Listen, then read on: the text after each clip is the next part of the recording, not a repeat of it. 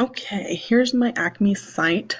If I go to Canon, explosives, product, it shows the thumbnail and the description. It is also responsive, so if I make this, if I make it bigger or smaller, it'll show less or more.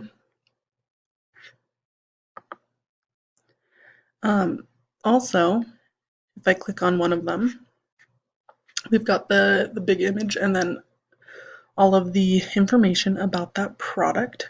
This is also valid CSS and valid HTML.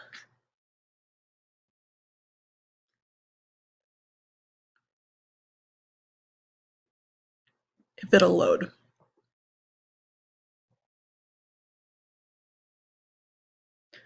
Right here, no errors found. So yeah, it's working really good.